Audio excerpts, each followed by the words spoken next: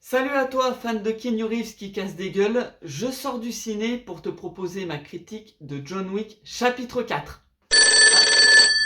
Excuse-moi.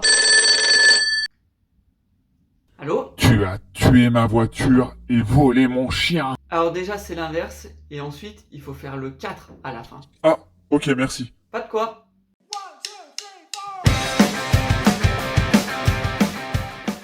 Dans ce nouveau chapitre, John, le Baba Yaga Wick, découvre un moyen de retrouver sa liberté.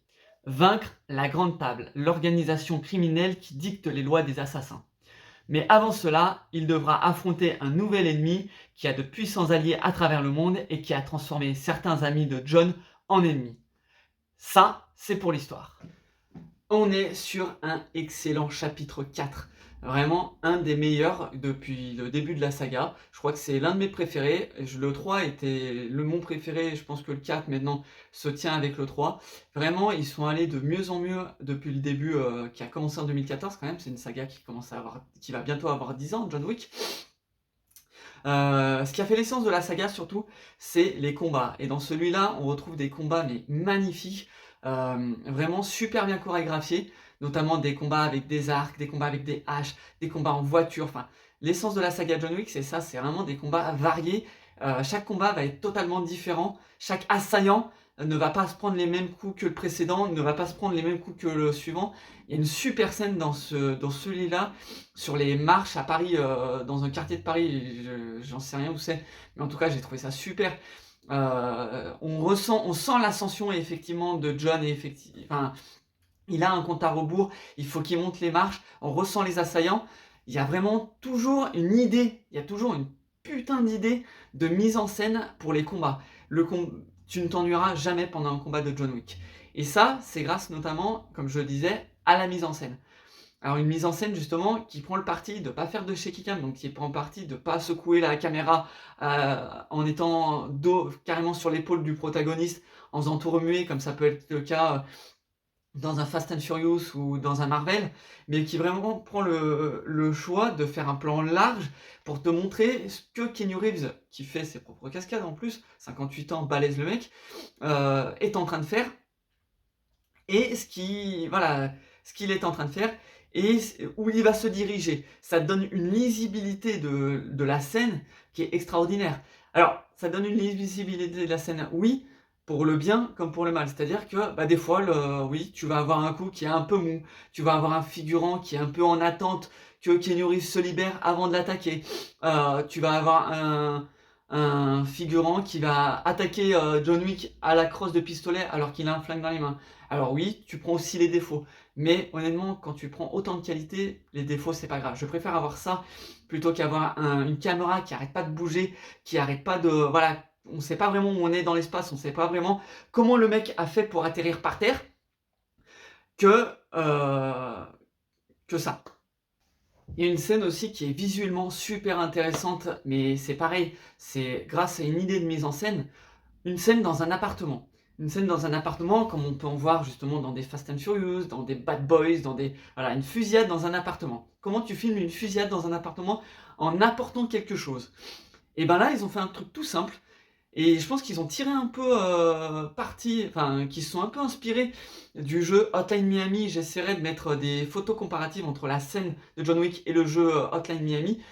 Et en fait, ils choisissent en fait de se mettre en vue du dessus de l'appartement. Alors ça rappelle voilà, du jeu vidéo. Et tu as John qui traverse les pièces en abattant les assaillants, etc. Et ça donne quelque chose de visuellement. Moi, ça m'a... Ouais, je me suis dit, putain, les mecs, quand même, au lieu de filmer une scène basique toute con, ils se donnent des idées, ils se donnent la peine de trouver un truc qui va faire l'originalité de la scène. Parce que des scènes, comme je disais, des scènes dans des fusillades d'appartements, il y en a eu des milliers au cinéma, on en a vu des centaines. Quelle pêche donner à cette scène? Et je voulais parler en particulier de cette scène parce que c'est une scène qui m'a marqué dans ce John Wick 4. Ça fait quand même du bien d'avoir une saga qui se respecte de bout en bout, du premier volet jusqu'au dernier. C'est-à-dire que John Wick, ça aurait pu être, quand il est sorti en 2014, ça aurait pu être juste un petit film d'action comme ça, sans envergure, et qui passe aux oubliettes comme il en existe des tas. Sauf qu'avec tout ce qu'ils ont mis en place et tout ce qu'ils ont développé, ils ont réussi à faire une saga avec de nouvelles règles, avec de nouveaux ennemis, avec de nouveaux personnages qui arrivent à se tenir vraiment de bout en bout. Et je pense aussi que c'est pour ça que les films ne s'appellent pas John Wick 1 ou John Wick 2, effectivement, qui n'ont pas des noms, c'est que ça peut se tenir de bout en bout en une seule traite. C'est-à-dire que tu peux te taper la journée à faire un John Wick, tu as l'impression de regarder un seul très long film.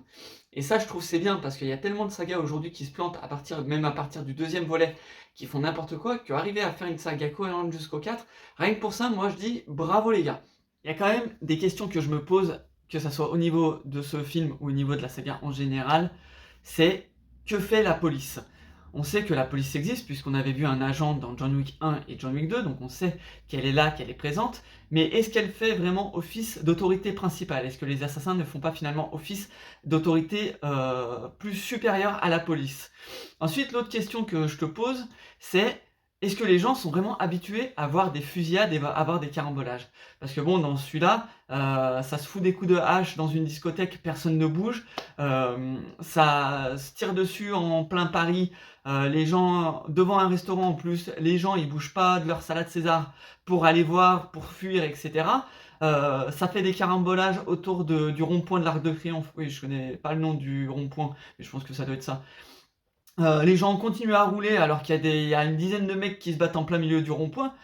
Finalement, est-ce que dans cet univers de John Wick, est-ce que les gens sont habitués à voir ça ? Est-ce que c'est pas leur quotidien ? Ce que j'adore dans la saga John Wick, c'est cette capacité à assimiler les assassins à des divinités, à des légendes.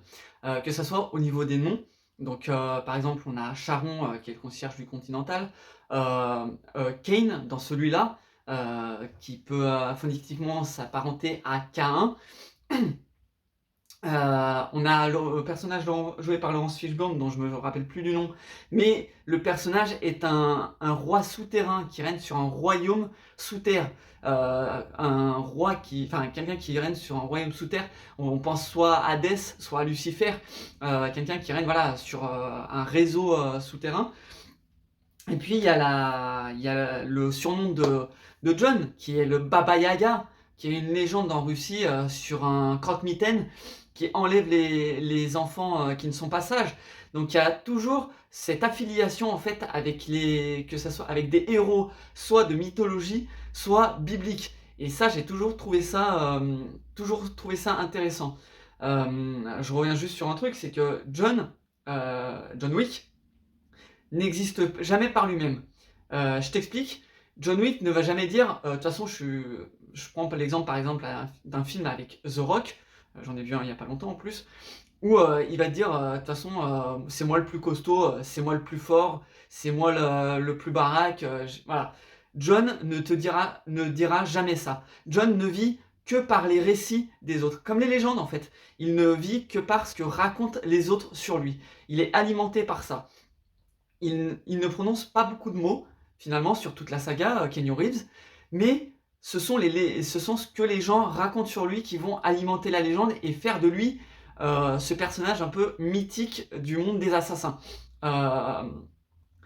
Contrairement à un film de The Rock, où The Rock va lui-même dire de sa propre personne, c'est moi qui ai les plus gros muscles, c'est moi... Voilà. Alors ça, c'est une phrase que je dis pas souvent et qui m'est jamais arrivé de dire moi-même. Mais voilà, ce qui est intéressant, c'est que John Wick n'existe que par la légende des autres. Et ça, c'est typique à toutes les légendes et à tous les mythes. Vous l'aurez compris, un bon shoot d'adrénaline dans la gueule que ce John Wick 4. C'est la fin de cette critique, merci d'avoir regardé. N'hésitez pas à me suivre sur Instagram sous l'adresse qui s'affiche en bas de l'écran, à aimer cette vidéo, à la commenter et à la partager, également à vous abonner à la chaîne. Il y a la critique de Shazam, la rage des dieux qui va arriver. Et d'ici là, moi je vous dis à très bientôt. Ciao!